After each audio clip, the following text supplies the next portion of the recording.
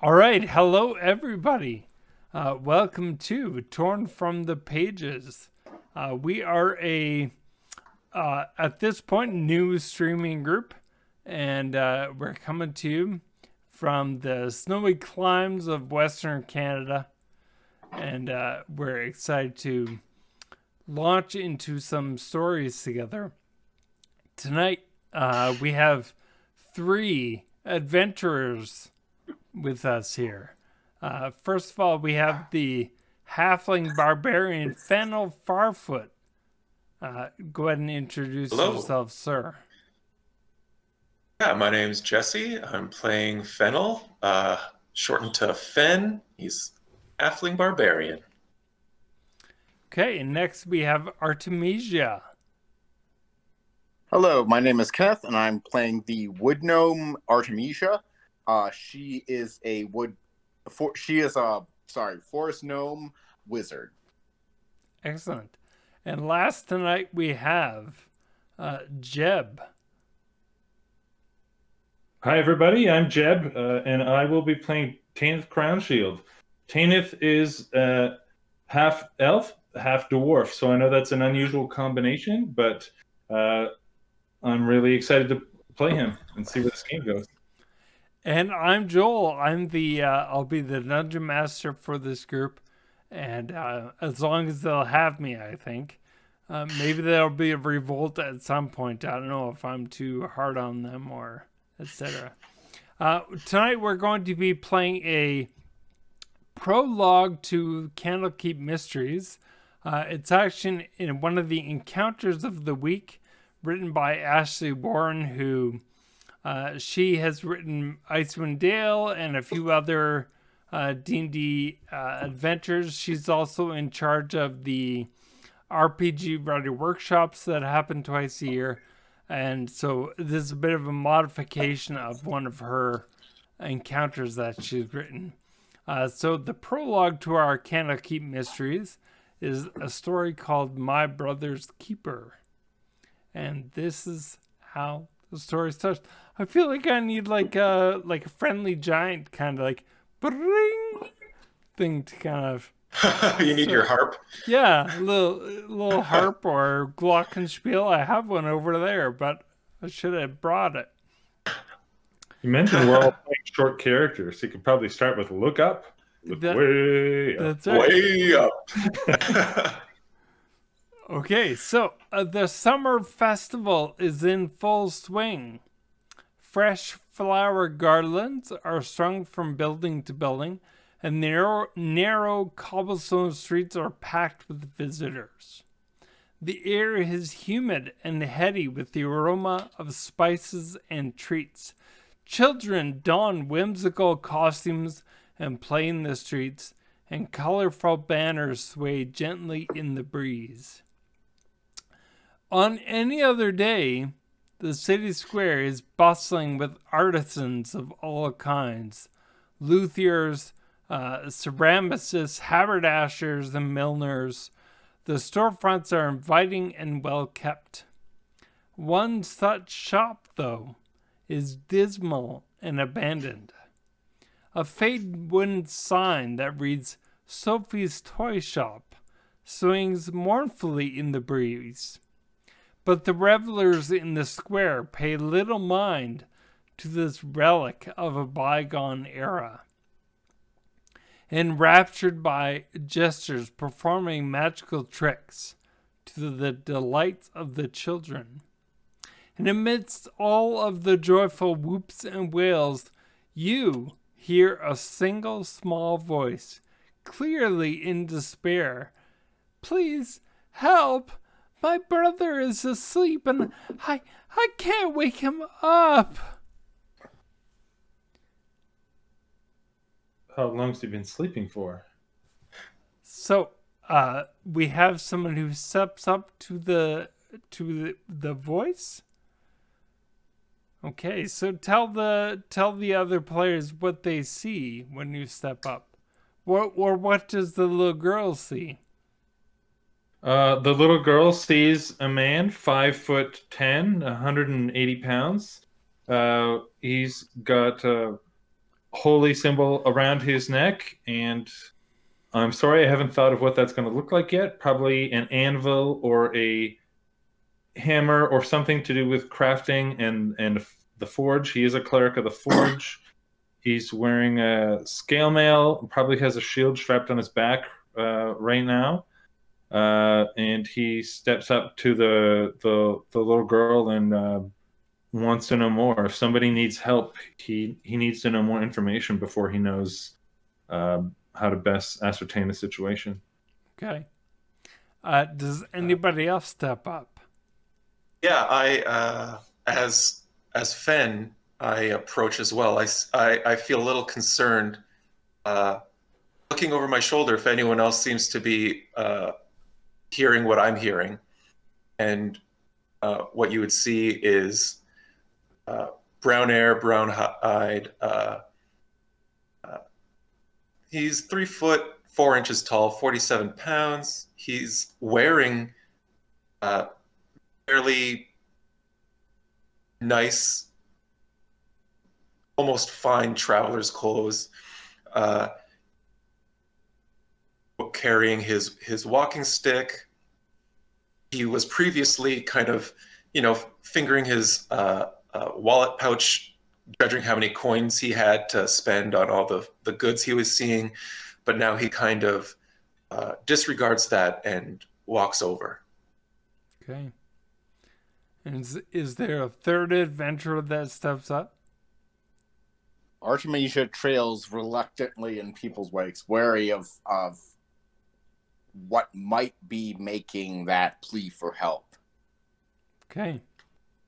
Her own experience has given her this characteristic. Gotcha.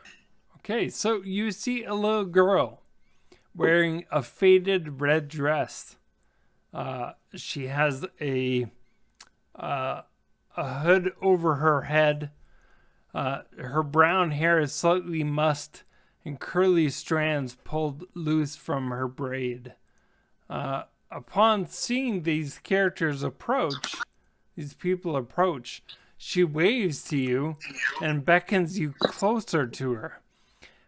My name is Chava. My brother has fallen asleep and I need help. How long has he been asleep for, Chava? Oh, he went to sleep yesterday, but he did not wake up this morning, and I'm not sure why.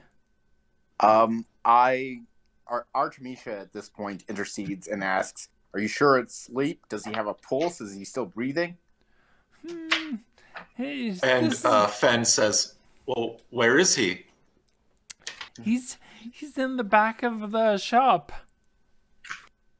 Where are your parents? Sophia left quite a while ago. She went to that library on the mountain. She went up there. She said she'd be back soon.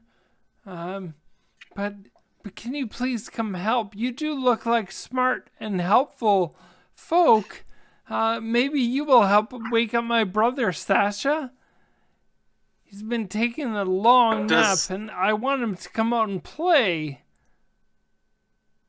What does the building look like? So in front of you is this, it's a toy shop, Sophie's toy shop. Right. The building itself, on the outside, you can tell that it is not as well cared for as the other buildings in the square. Right. I suspiciously kind of like look in if there's any windows or open doors, and look to these other three around me and wonder like if there's any trouble to be had. I do I suppose, an insight check into Chava. Sure, or perception would work as well. Perception? Or insight, whichever one works better for you. I think my modifiers are the same. So Okay. my modifier, I get a 15. 15, okay. My modifier for insight is +3. Can I roll for that as well? Yeah, go ahead, Artemisia. Okay.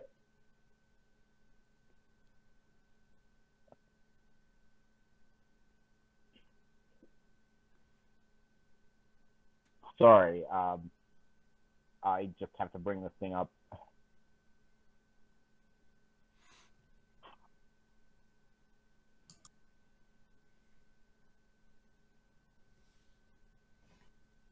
Ugh. Oh, derp. Sorry. Yeah, I'm just. It's got 13. Okay. Fennel, you do notice that it is summertime. It is a warm day, and yet Chava is wearing a thick velvet dress, seemingly something that would be very hot for a day like today. But she doesn't seem discomfort or uncomfortable. She seems quite fine with it. You do also notice that she walks with a bit of a shuffle. Okay. If that's what I glean from observing her, I feel trustworthy enough that this isn't some kind of ploy. And I venture inside, and I see what I can do about this sleeping brother. I'll also go in. Okay. So I just need to do a little bit of Albert rodeoing to make this work.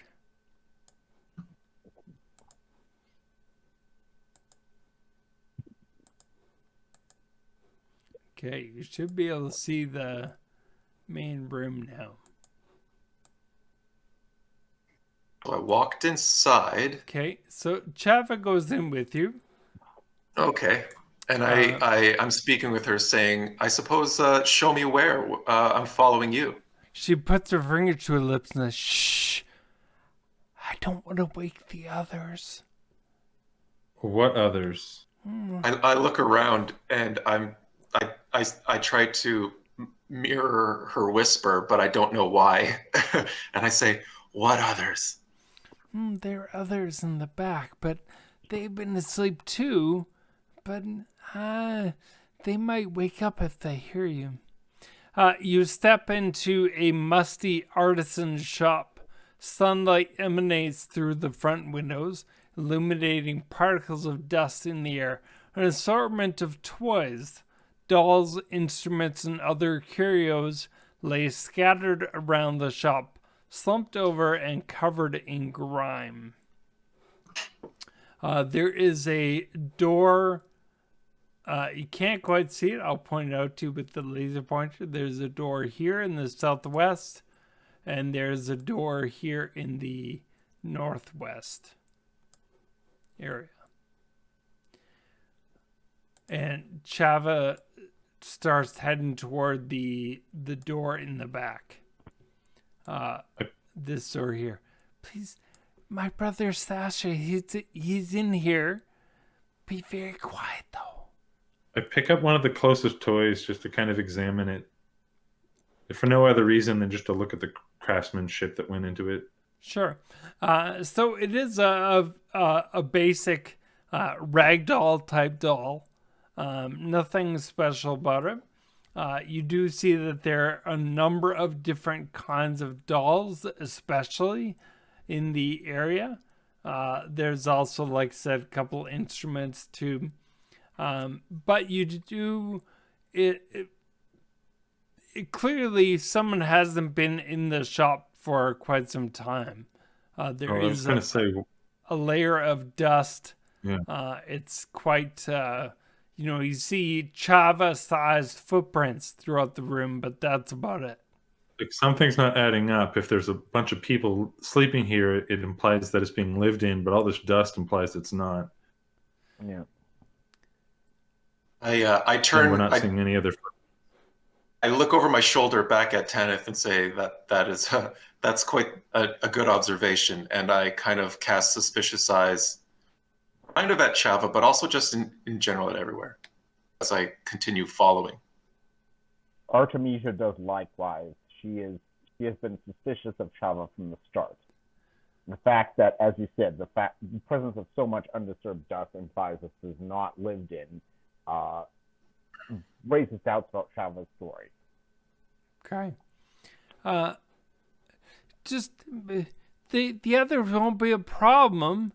I don't think they will, but they can be a little pesky. Pesky. Yeah. Interesting. Come back and find out. At this point, sorry, go ahead. I'm kind of laughing to myself, if only to shake away any kind of doubt or nervousness that I might have about what's going on with her brother and these supposed other mischievous people. You seem helpful, and you are. We're about the same height, she says. So maybe you could hang out afterwards and we become friends. At this point, Artemisia's spidey sense, so to speak, is tingling, and she says, hold on, if 3 other people live here, why is the dust on the floor undisturbed? Oh, so Sophie's not been here for some time, and the others, they stay in the back. They don't come out here. They don't? No, how do they eat? How do they procure supplies that they need to live? Oh, yeah. I don't know. Sophie's the one who made them. Made them? I'm just super interested. I'm just going to be like, just show me the way. I want to see what's going on. Yes, come. It's not polite. Artemisia kind of rolls her eyes as like, in for penny, in for pound. It's not polite to include strangers into your games without telling them it's a game, Chava. Oh, no, my brother, he needs your help. This is not a game. I wouldn't need your help if he didn't need your help. Come. She enters the back room. And she walks all the way across this room. I'll describe it in a minute. And comes to a rather large creature in the back corner. The dusty, cobwebbed room is full of workbenches, tools, and crates. The toy maker's tools, most of which are... The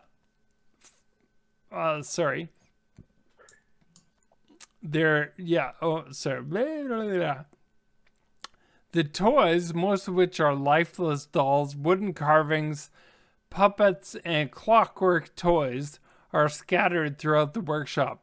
There are broken pieces of clockwork toys on the floor. Slumped against the back wall is a large creature made of clay. Chava approaches this creature and pokes its arm. Her finger leaves an indentation. Sasha! Wake up! We have visitors! She turns to you, defeated. See, he won't wake up. He lost his Wolfie. I can see the family resemblance. Come closer. I kind of hesitate and I go towards Tanith and Artemisia, and I'm kind of like casting doubting glances between them, saying like, "What do you get from these guys?" What do you mean he lost his Wolfie? Well, he has a Wolfie. It's a little doll of a wolf, and he needs it to be awake, but he doesn't have it anymore. Come, maybe one of you knows how to make him awake. I don't know if is this your brother? Yeah. Sasha, my brother. Artemisia arches an eyebrow at this point, and she sort of says in a low voice to others, so there are two hypotheses here, I think. This is a golem that might be dangerous to wake, or this girl is just insane and has lost her marbles. The girl's not a girl at all. Yeah, that's also a possibility.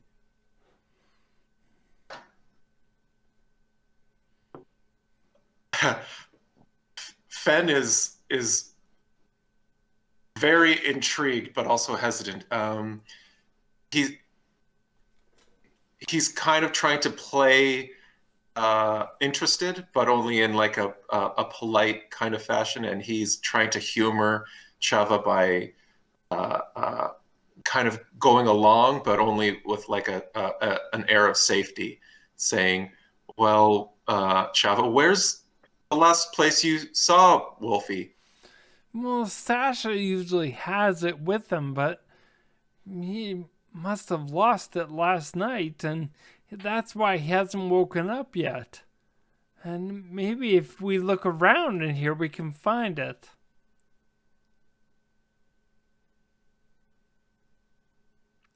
I think Tanith's OCD is him, and he's going to start casting mending on all these broken toys. Is a cleric of the forge and someone who loves crafting. He can't stand to see all this broken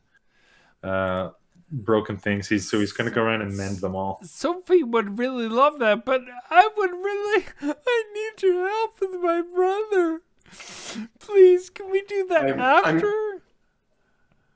I'm finding her emotional distraction upsetting and awkward. Artemisia. So I kind of like out of guilt, I'm kind of like it's more. It starts out more as like a feigning looking around, but it ends up actually just actually looking around. So I do a kind of perception check with a 12. Looking around the room. Looking around for Wolfie? For like any kind of teddy bear that resembles a wolf. Yeah. Okay. Go ahead and so you're looking by the barrels in the southwest corner there. Sure. Yeah. I'll crates? start in like right here. Sure. Okay. You find a few kind of scraps of toys, kind of half built. Once again, one or two of them are somewhat broken, but you don't see anything resembling a toy wolf. Tanith, is it Tanith or Tanith? Or Tanith? I was thinking Tanith, but how do you pronounce double A? Is double A supposed to be Tanith? I don't know. That's what I think it would be. I don't like writing down interesting names that I don't know how to pronounce, apparently. I mean, you are a dwarf elf, so you can pronounce it however you want. I'll probably change my pronunciation every time I say it, but for now it'll be Tanith. There we go. Okay. Tanith. Okay, Tanith. Do you look around, or what do you... I'm repairing all these broken toys that we find. I cast mending on them so that they... Okay. So, can you... there are some broken toys, like, here, in the middle of the room. Does that work? Yeah, okay. Okay. Yeah. Artemisia, what about you? I'm regarding this whole enterprise with skepticism, but I will roll for perception to see if I can see anything in this room. Okay. Or investigation, actually, would be... Actually, you're right. Investigation would be a better roll for me.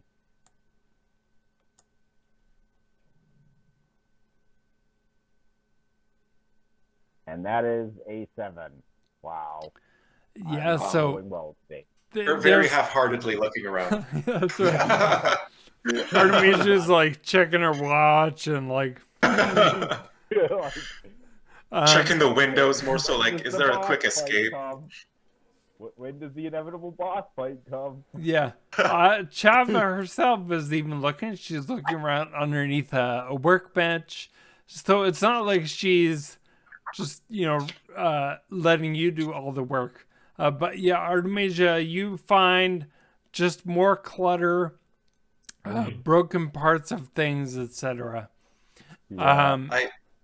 Go ahead. I approach cautiously closer to Chava than this odd-looking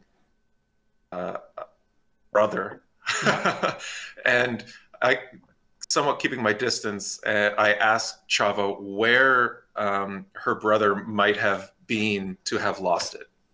Oh, Sasha never leaves the shop. He's not allowed. Oh, How I do you suppose know that so much? Not allowed by whom and for what reason? Artemisia interjects. Sophie wouldn't want him out there because he can look a little scary to people. Yeah, just a little. But he's not Just a little. scary. He's my brother. He's fun. Is this where Trust you. live? Yes, this is where I live. It's What about your nice. family? Did you lie to us about your mother being gone? No, I did not lie. Your mother lets you live in a dusty house? It's home. Why didn't we see any footprints that were What do you got against my house? Okay. Are you house shaming me? We're not shaming you, but we need to know the whole story here. If your parents have been gone, or if you're an orphan and maybe this person you're calling your brother as your protector, I mean, that's a situation we can understand. But you have to be honest with us. Sophie made us at the same time. We're brother and sister. As this conversation's going on, I'm listening to them converse, and I'm getting a little braver, and I'm checking out the brother. I'm looking around. Maybe he dropped it behind him or something, or underneath. And as you get closer, you can definitely get a better idea that his skin, his flesh, is definitely made up of clay. You can still see the indentation of where Chava kind of poked him as it slowly kind of taking form again. But you don't hear breathing. You don't hear any signs of life. This gigantic creature is just kind of slumped in the corner. As a halfling, how tall do I go on this gigantic clay creature? Oh, you're maybe like less than half of its height.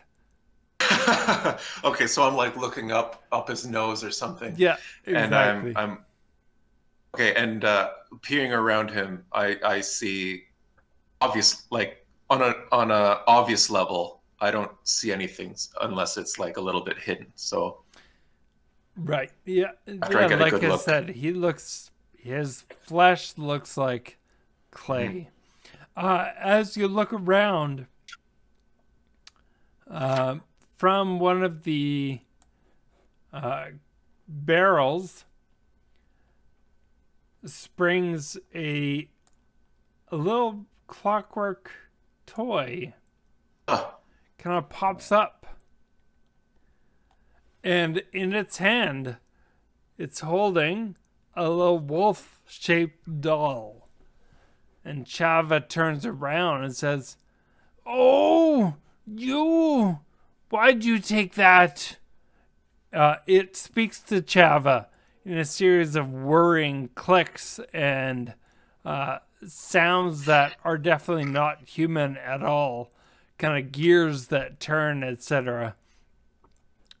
Well, dude, it's not his fault that he accidentally broke one or two or five of you. He just gets that way sometimes, but give Wolfie back. And hearing that, I kind of walk a little bit away. Yeah, like, maybe giving Wolfie back isn't such a good idea. And then if that's the case. And Chava turns to Artemisia. He's not going to hurt you. It's just these pesky toys sometimes. So whom is he going to hurt then? Because we've already established that he's broken stuff. presumably sentient beings, no less. I I now guess am don't give him a walking. reason to hurt you, I guess. So the creature with the holding the wolf kind of ducks down into the barrels, and you hear a bunch of clicking sounds and whirring sounds as various toys merge from all around you. Didn't want us to wake the others. Even one of the ones that Tanith put back together. This is not good, guys. I look around. This is our fight. And how big are these? How big are are these small? There's a variety of them, so they're all smaller than you. They are toys, right? So yeah. You know, there is the dragon on the left is, you know, still only maybe 1.5 to 2 feet long.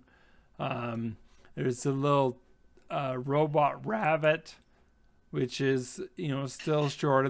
They're all shorter than you are, Fennel. And so I think these are the coolest things ever. So as Fennel, as Fennel, I was thinking Fennel like as in the what's in licorice. No, that's anise, right? Yeah. Okay. Fennel. Fennel kind of tastes like. That's true. I might accidentally call you licorice every now and then. So as Fen approaches that toy, it kind of scurries over to a barrel here, and it tosses Wolfie to this creature here. Okay. And then that creature ducks behind some things and somewhat out of sight. So we will roll for initiative. Well, oh my gosh. There are different ways that you could... so Chava yells out, that one, he just went behind the bench there. He has Wolfie. Get him. So there's going to be a bit of a fight / chase, depending on how you played, I guess. Yeah. I got the music. It's like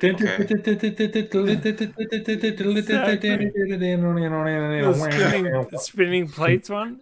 Yeah, There should be I don't know spinning plates toy in the corner. Yeah. All right. So I rolled a 15 plus 3. I got an 18. Okay. I got a 17. Yeah, so did I. I'll be. Oh, nice rolls, everyone. I rolled on out there rodeo, so I don't know if everyone can see my dice or just the DM. But Finn 18, Artemisia 17, and Tanith 17, and you all roll higher than the toys. So perfect. Okay, so the last place I saw the Wolfie stuffy was by this guy. Like it wasn't this one, but it was one over here. It was like an ant-shaped one. Okay. So I'm going to move here, and I suppose my action will be to inspect with investigation. Sure. Okay, so go ahead and roll investigation. Oh, I got a 2, but with my modifier, it is a 1. Oh, that's bad. And which is that's perfect. So as you kind of duck down, into the workbench area there, and that half barrel there for cooling. You get your foot wet as you accidentally step into the barrel because you. Yeah, so you're Totally distracted. Yeah, Now I'm just you're angry about my what? wet socks. Yeah. Wet socks are the worst. So Oh, they are. we can even do a constitution roll if we need to. I'm just gonna on a failure. I'll be grumpy for the rest of Yeah, the that's right. play. Okay, so on to Artemisia. Artemisia is not messing around here. She's just gonna blast the thing that's right. Where? How do you use the laser Laser pointer is the second Oh last. yeah. I figured it out. So she's just gonna blast the one next to Tanith with Firebolt. Okay. Go for it. Okay. Wow, she does not like having her time wasted by these That's right. contraptions. I got things to do. She rolls a 19. Break the armor class. Oh, 19. Yeah, you definitely hit. With a firebolt? Fire damage is 10. Holy crap! I'm Okay. rolling good today. And so these bolts of fire shoot from Artemisia's fingers, and this creature beside Tanith just kind of melts back into the state that it was in before, and it crumbles, and it gives off a little bit of a searing, like whirring sound. Obviously, totally demolished by Artemisia. Yeah. And upon that happening, the other toys, they all look at Artemisia. Their heads all turn toward Artemisia. And there's if they had eyebrows, they'd all be like this now. They're angry. Yeah, they weren't built with eyebrows, but if they had them, they'd be like that.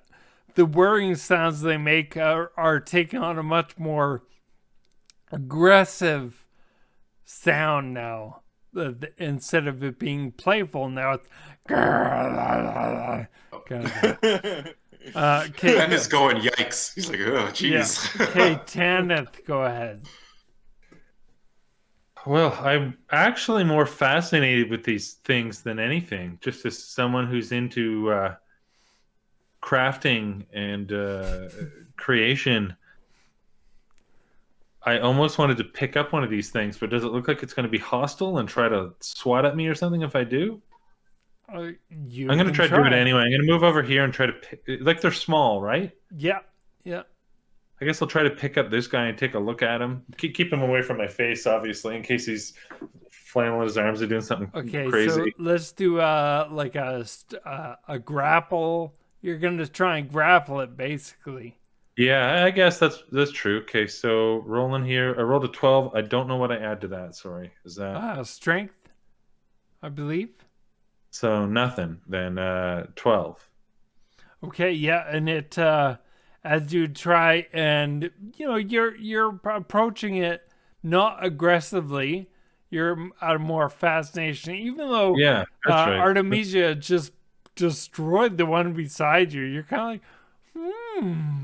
like, and so you approach it, but as you stick your hand out to grab it, it ducks away from you. Okay, so the creatures go. This creature here scurries to the corner, and then I just have to move Fen so I can get at that one there. No, Fen was right on top of it, but his roll was so bad. So this one here, with the one with Wolfie Fen, you can see, even though you're still thinking about your wet woolen socks, you can see that it scurries away with Wolfie on its back. And it tosses Wolfie. It gets over here and it tosses Wolfie over to the dragon toy on the left. Okay. This toy here, though, approaches Artemisia. I'm just going to put Artemisia in a square. Approaches Artemisia and attacks. and it has a bit of a scrap metal kind of arm that is pointy, and slashes at Artemisia, and does 4 piercing damage. Oof, that's half my health. Oh, Okay, and then this one here, the one that you believe you saw Wolfie with, it yeah. kind of jumps up. Actually, no, it's more on the ground. I don't know. It kind of it's like it's got tracks, and it's able to climb over things. It's this dragon. It goes over here to these barrels, taking Wolfie with it, and it is now out of sight. This creature here runs. They're kind of like a football team, trying to cover all the areas of the field. This one here runs that way, and this one ends up flying toward Tanith. Well, that was the one that Tanith tried to grab, right? Okay. Yeah. That one flies up to Tanith and starts to kind of get all in his grill, and all in his face. Tanith, you need to roll a Constitution saving throw to see if you're going to be distracted or not by this clockwork thing flying around your face. Aha! I rolled a 15. You can see my rolls, Joel, or not? No, I don't have the dice tray open, Oh, so that's okay. okay. Yeah, a 15. You were Oh, able plus- to stay focused, guess, even though this thing is flying around, whirring all around in your face. Okay. Oh, you guys can see that now, can't you? I need to turn off. Where is that? I can't.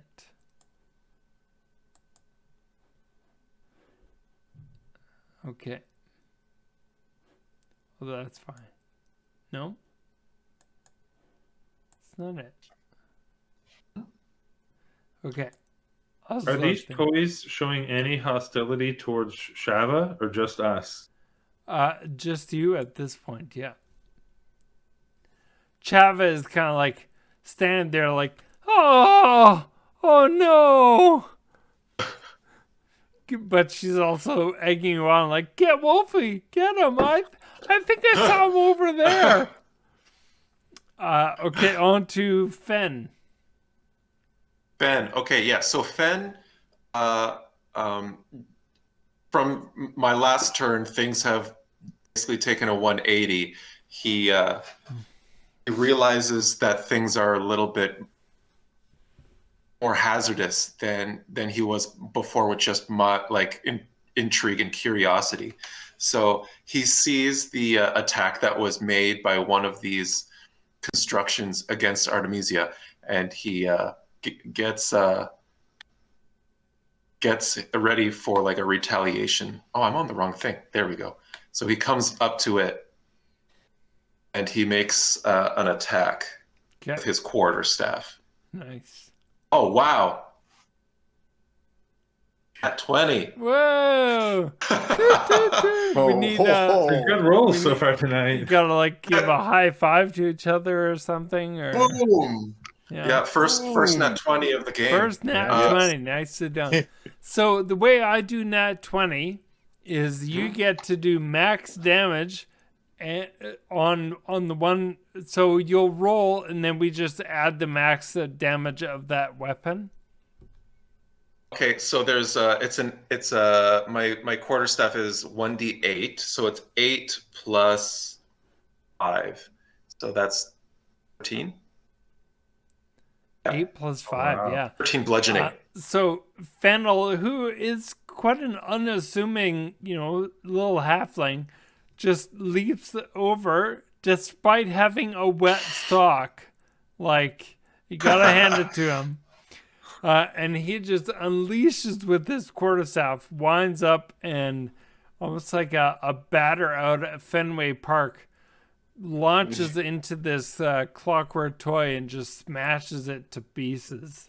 Funny, Oh, that's exactly what I was that thing is visualizing. DED. I was totally visualizing exactly that description. He just Babe Ruths the thing. Just That's right. It's almost like he called it. Before swing, he's like over there. yeah. Okay, anything else on your turn, Fen? No, that was it. I'm satisfied with just removing the hazard from Artemisia. Yeah. Okay, Artemisia, your turn. Artemisia nods towards him and says, "Thanks for the help, guy." And then she turns for this thing Okay, and launches magic missile at it. nice. And that's an automatic hit, correct? Yep. Okay, so 3d4 damage, I believe. Yes. Let me roll. Let me roll here. Plus 3d4 plus 1, I believe. Okay, Yeah. Plus 1 for each, that is, of course. all right. So that's 2, 3, and 2.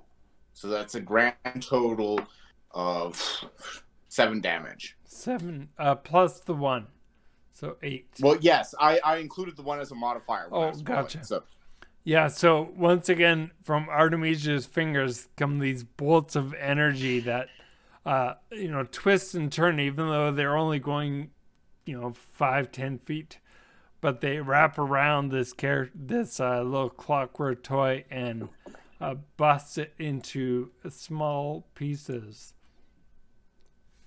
Tanith, Nice.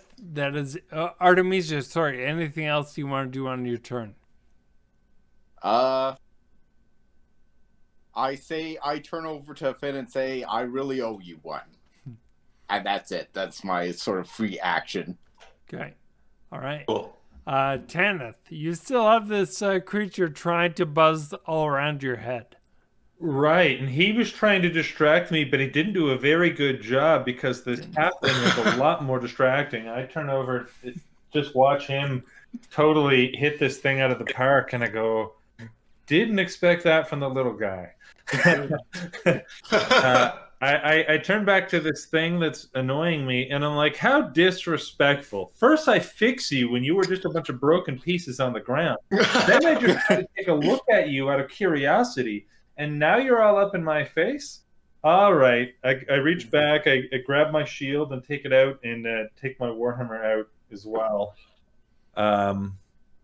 And I don't know how many actions that takes. If I have an action left, I guess I'll swing at him with my Warhammer. If it takes my whole turn to draw my shield and my Warhammer, then that's what I do. No, you're good. Yeah, take a swing. Okay. I can't remember. Is that usually a whole action to? No. No, I wouldn't think so. Okay, so 10 plus plus 2, I guess, right? For my proficiency bonus? Yeah, so 12. Okay, and you swing at it, but it is able to once again kind of deftly move out. It whirs its wings out of the way. You're a dodgy little thing. Yeah, that one's like a clockwork duck or something. It looks like. He gives it a little mechanical quack. Quack. A lot of like clink clink sounds and quack quack as it moves around you. Okay, creature's turn. So once again, you guys shouldn't see where this one is. So I'm gonna know where it's gone, where the one on the bottom left is gone. But you're not gonna see where it's gone. Yeah, I don't see anything in the bottom left. Okay. Same. Oh yeah, so that's right. The DM can see that, but you can't. Oh, so I will move it. Okay. This creature here, it jumps up onto the workbench and goes to attack Fen. Let's see. And it rolled a 10. Oof. Fen is AC of 18, no, AC of 16, right? Yeah, that's right. Yeah. Yeah, so it's- my halfling agility dodges out of the way, I suppose. It's got little like metallic pincers that it tried to bite you with, but it was unable to reach you from the workbench. But it's looking really angry. Once again, they put out eyebrows. It'd be like, Okay, yeah. Little mechanical eyebrows. that's Yeah. Anger mode. This Yeah. one, And considering their construction. the one at Tanith goes to not distract him this time, but just it wants to attack him. But it did not do very well. So once again, it's just kind of flying around, quack, quack, quack, as it flies around Tanith. What the duck? Exactly. Okay, so on to Fen's turn. Perfect. So I catch the threat from this insectile-looking dude, and I respond in my own action. I go into attack mode with my quarterstaff, and I rolled a 10 plus my attack, and it's 14. Oh, and it kind of it's kind of like that game where you have the knife between your fingers. As you do that, you're trying to smack down on the bench on this thing, and it keeps on moving on the side. It's like a game of whack-a-mole with So your yeah, quarterstaff. Okay. Yeah, as it kind of skitters across the workbench with every smack that you try and lay down. But And Fen is kind of just like getting frustrated, but also like, like stay away from me. okay, Artemisia. So I'm gonna hit it with Acid Splash, and it's a Dex 13 save. Okay. So the creature has to roll. Yes. Oh! Let's see if I can show you what I rolled. I don't know if you can- 11. Is that No. a 1? Is it a 1? That's a net 1. Uh-oh. Yeah. So when the enemy rolls a run, does anything special happen in this interest? Well, let's see. Tell me what happens. Well, according to this, it says you hurl a bubble of acid. Choose one or two creatures you can see within range. If you choose two, they must be within 5 feet of each other. A target must succeed on a dexterity saving throw or take 1d6 acid damage. Okay. Go and roll your damage. And I'll let you roll damage. I'll let it be 6 plus whatever you roll. Okay, it's 2, so that would be 8 in total. Okay. And so the creature succumbs to this, but it's poison, right? I believe it's poison. So you're not exactly sure how a metallic creature is succumbing to poison, but it failed so badly that it did. So that thing is now DED. Yeah, you're a bit confused as to how did poison work on that creature. Wasn't it acid or was it poison? It's an acid splash. Oh, let me sorry, check I- the spell description. I was getting mixed up with poison spray. Okay, that Yeah. makes more sense. Yeah, so- just corroded it to nothing. Yeah, totally. That makes more sense. And even parts of the workbench are getting eaten away by this acid that you sprayed at it. Oh, I hate to see such a nice workbench destroyed. Guys, not the workbench. No, not the workbench. Okay, Tanith, your turn. All right, this little toy is starting to annoy me, so I raise up my Warhammer again, and I tell it where to go. To infinity and beyond. Something. Oh. Terillier. Miss again. Yeah, I raise my hammer up and wham into the floor. I'm sure I miss it. I rolled even lower than last time. So Yeah. the 10. Yeah, and the floor shakes. The dust on the floor kind of all gives like a, kind of bounces up and down. But the creature is taunting you, flying around and quack, quack, quack. I need to have a good look at these things to figure out how they are so dexterous. Finn, you hear a whirring sound from behind as this dragon creature kind of picks up speed and attempts to ram you. Let's see. Oh, shoot. Okay. 16? That hits? Yeah. Okay. So it Uh-oh. whams into Fen. And it does 4 damage. 4. And Fen needs to give a strength saving throw or be knocked prone. Perfect. Yeah, but you think Got, you're good at strength. Exactly. I got an amazing one. It's a saving throw. Yeah. It's 22. Wow.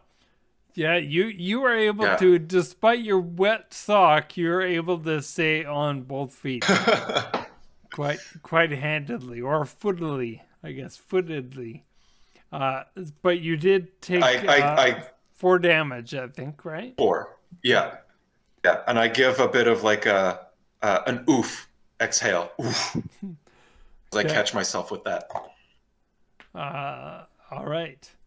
And this creature is also getting annoyed that it has not been able to do much to Tanith, but it's going to give it the old college try.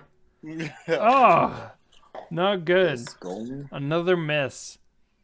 Once again, it tries to like whack you with its metal wings, but it misses. Chava, all this time, she's like, oh boy, what? Have you seen Wolfie? Oh, guys, can you help? Fen, it's your turn. Why? I feel like the last time I saw Wolfie might have been with this dragon. Do I see with it now? Go ahead and roll investigation.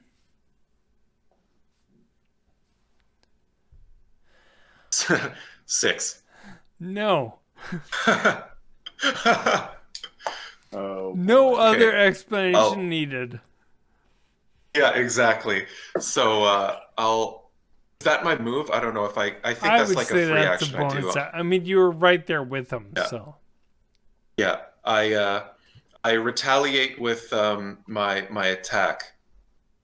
I roll my attack. Ooh, shoot, that's a good 22. Boom. It's not a nat 20, but it still hits. So Yeah. I hit with a 1d8.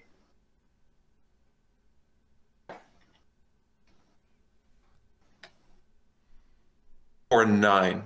9, okay. So chunks of metal go flying off this creature, but it's still, you can still hear the gears going. So it is still working. Okay. Okay. Okay, on to Artemisia. I will again cast Acid Splash on it. And that's a Dex 13 save. Okay. Fail. Okay. Oof. 2 acid damage. 2 is not enough. Parts of it start to like melt, kind of like the guy at the end of Raiders of the Lost Ark. Yeah, just melting. Yeah, The face a little Oh, bit, wow. but it's still working. The one's a eyebrows tough boy. are still there. Yeah. Is the dragon? Yeah. Yeah. The angry eyebrows. Yeah. Tanith, your turn. Oh, sorry, Artemisia. Anything else? No. That is my turn. All right. Tanith. All right. The Warhammer doesn't seem to be doing very well for some reason. How do you step away from things in 5th ed without provoking an attack? Can you do that? Yes, so you can do what's called a disengage, and then that is your action. So you can disengage, and then you can move. But that would be your action, no attack or anything.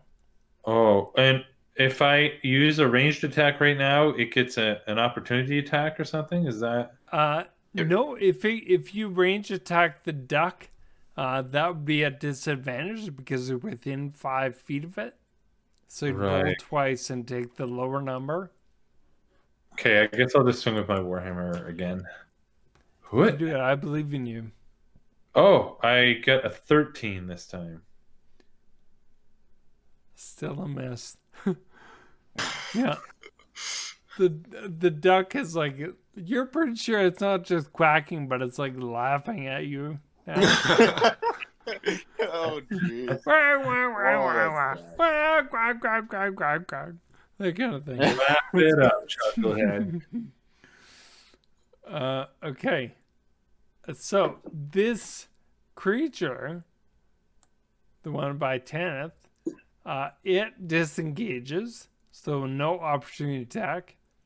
Okay. It goes down to the barrels here, and it goes down to the barrels, and it comes back out with, in its metallic talons or webbed feet, maybe for this one, but it's holding Wolfie in its talons. This creature here, he will attack Fen again. This time, and he, as he goes, Fen manages to kind of hop a little bit, maybe pole vault a bit on his quarterstaff and prop himself up. He evades the attack. Oh, nice. Okay. Fen is like tiptoeing and dancing. Yeah, that's right. A little bit of he's got some halfling music going on in his head. Yep. It's tap dancing. Fen, it's your turn. Perfect. Okay, I'm fairly confident that I can get this guy now. So I kind of just make one big swing, and I miss. Okay. Yeah. See, maybe the music in your head was a bit too distracting. Yeah. Exactly. Artemisia. Artemisia is 110% done with this nonsense. So she's going to cast magic missile and send one magic missile in the direction of the creature next to Fen and 2 to this one. Okay. So roll the dragon one first. Sorry, the what? The one next to Fen. Okay. 3. Okay, that's enough. That creature splits apart. Man, you were a powerhouse. I think, yeah. So and the next one is also a 3. Okay, and that's on the guy in the bottom left, correct? Yeah. Duck. Okay, And then duck, 2. yeah. So that's 5 and 2. That's 5 and that's 5. Okay. In total. And with that, the blast that tear it apart, the creature stops whirring and stops making gear sounds, and it falls down behind the barrels. Yeah. And Chava runs over. Oh, you were amazing, she says to Artemisia. I mean, the rest of you, well, She looks at Tanith. You might need a little help. I don't know, but the rest of you work great too. But she looks adoringly up at Artemisia, and maybe Or down at her, given that I'm a gnome. Maybe the same height once again. Yeah. She feels like she's really found some kindred spirits here. She is. Oh, please, let's look behind the barrels and see if we can find Wolfie there. I'm huffing and puffing, like holding myself up on a table. Yeah. I'm like, what was this? What just happened here? And I'm looking at like Artemisia, like, what just came out of your hands? And I'm like looking at these things, and I'm like, what even are these things? And I'm just super confused. Reply, I'm a wizard. So many Don't questions. Chava runs over to Sasha. Oh, they're gonna get Wolfie for you, Sasha. Everything will be fine. You'll wake up. No more of those pesky toys to take it away. Just be you and me now.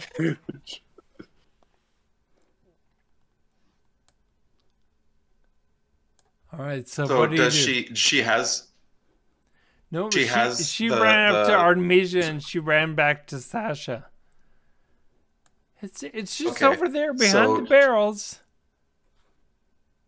I'll walk over and I kind of like go by the barrels and I look around.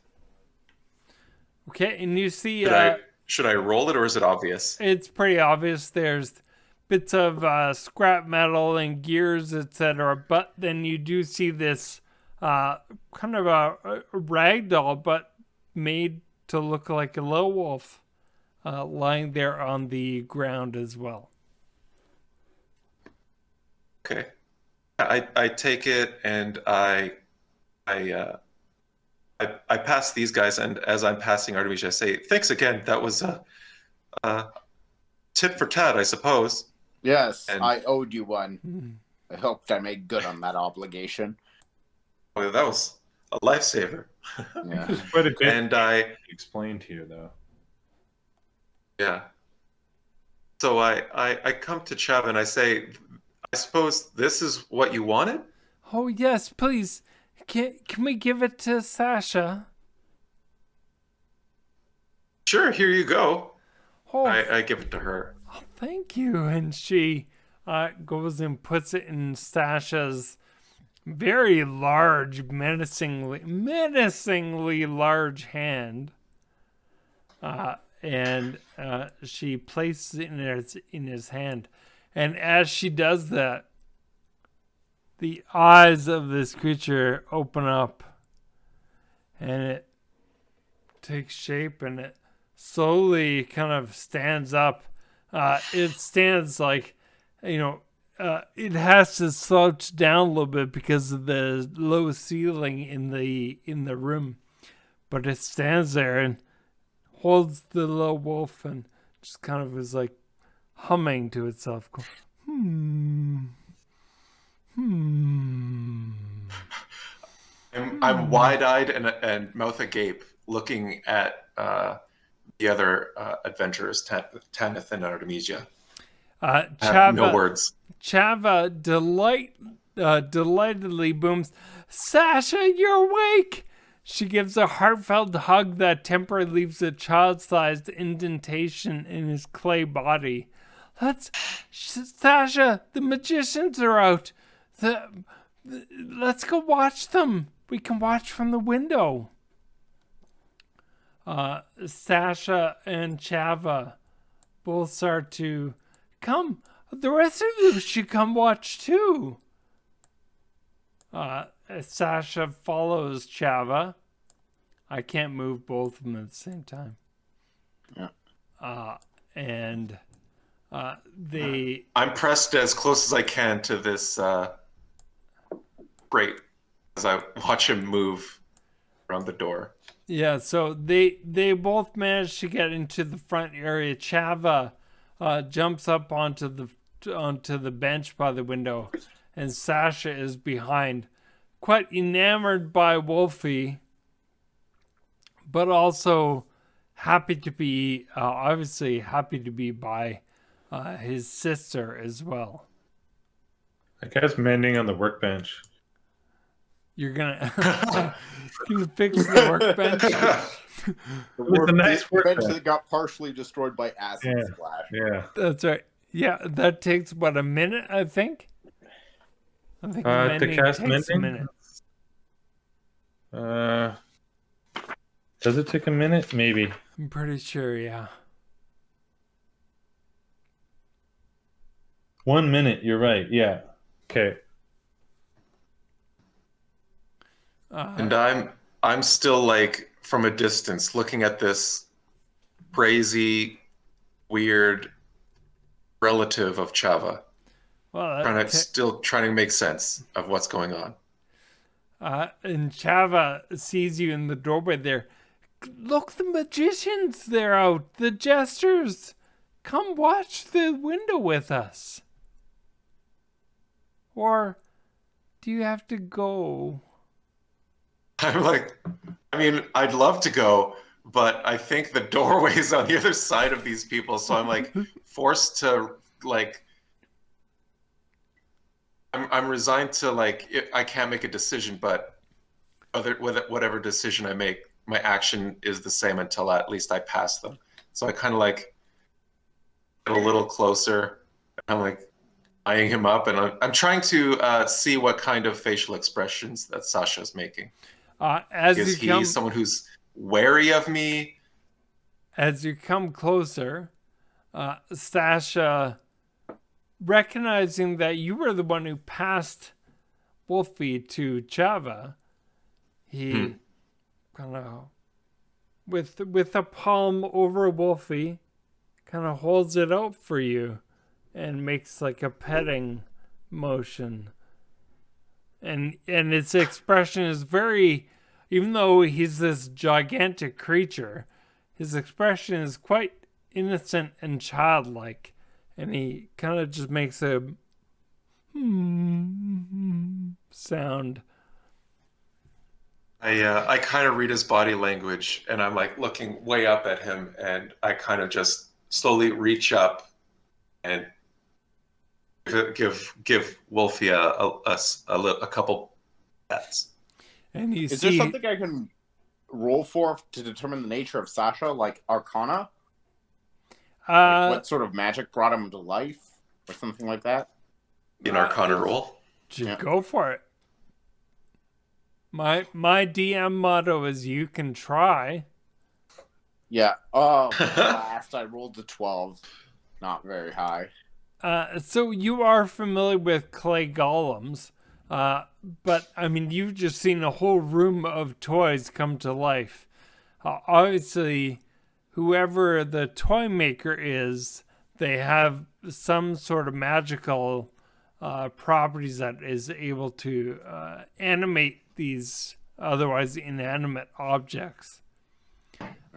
Sasha is quite content letting Fen pet Wolfie, but still, holding it in his large hand. He's not offering it to you. He's holding it close.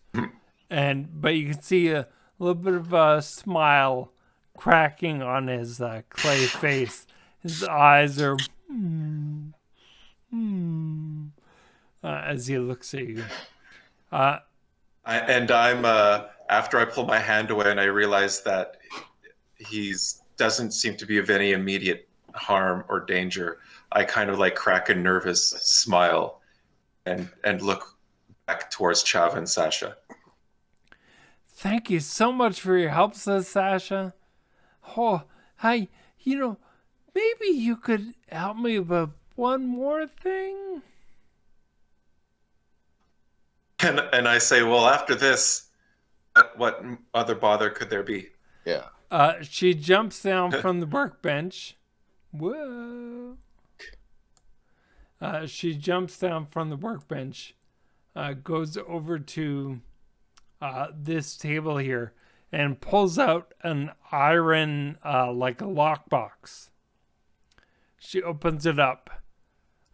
She takes out a yellowed torn piece of parchment, and she hands it. She definitely feels the greatest, although, well, let's see. She might feel connected to either one of you because she kind of holds it out to no one in particular.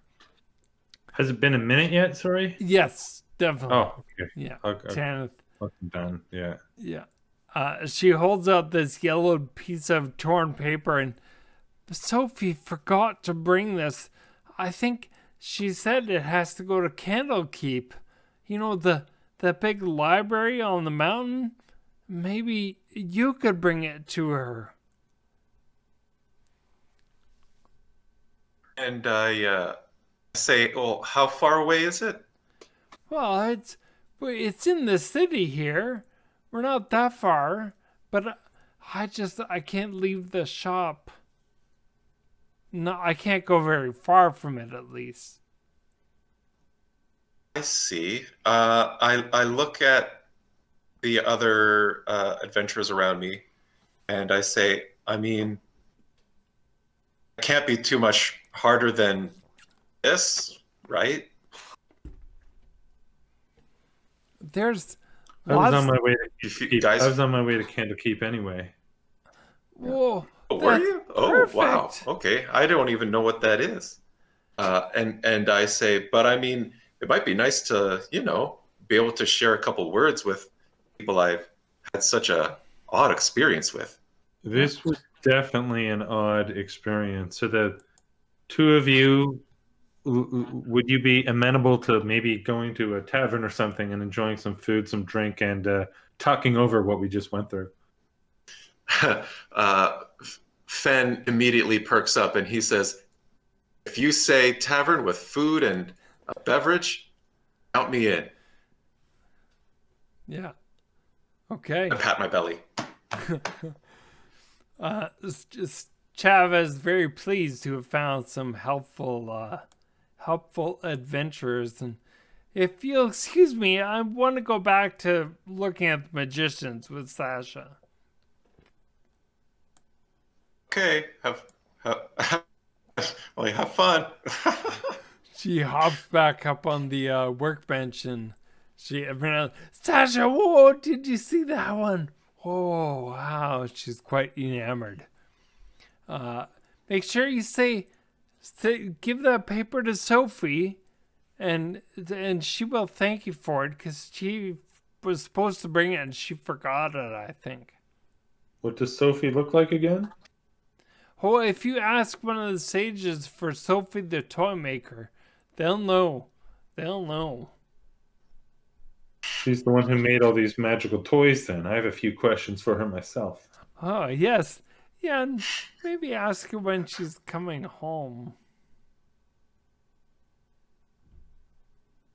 I immediately I don't get the connection of like that Tanith makes of the interesting ability to create, but the kind of emotional tugging of the heartstrings that Lee just made makes me feel like it's more than just a little extra help. It seems very important. So I'm sold.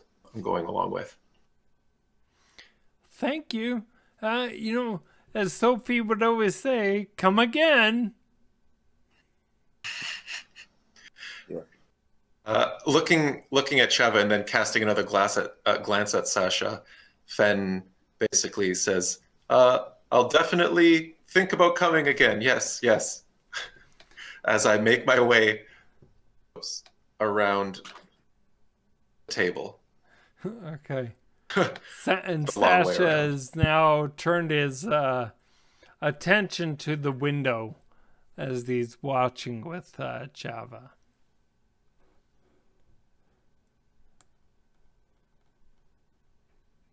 This is the way out, I guess? Like around the table? Yeah, where along Finn there? is there, yeah. Okay. Do you guys happen to know which tavern around here has the best dwarven ale or elven wine? Fen responds by saying, I don't know. I just arrived. And hadn't even found any lodging yet. Same, says Artemisia. Yeah, I guess the three of us are in the same situation. Well, we'll find a place. Indeed. We'll just find the closest place with an available table. So, Sounds good. thus ends the prologue to our story. That's good. Excellent.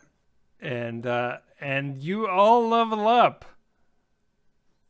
Yay. Oh, nice. Yeah. So we'll start the next adventure at level 2. Good. Give you Sweet. a bit of a... Okay. Can we assume we're taking a long rest as well? You can assume that, yes. You find your way to a tavern. Let's call it the Rusty Goat. And you find... You find... All these mechanical animals. What's that? Just all these mechanical Animals. Like the theme of the session. The Yeah, that's rusty right. goat. Yeah, it was a goat that was in good shape until it got acid all over it. So you find some lodging there, you find good food, etc., and you get a rest before you head to Candlekeep. But that is where we Perfect. end for the evening. Those of you watching, thank you. Come back again. We will either be recording or streaming. Not sure. Maybe, probably both. Who knows? And All right. thanks for checking out. Can't wait. Everyone have All a right. good night. Yeah. Yeah, You too. Awesome.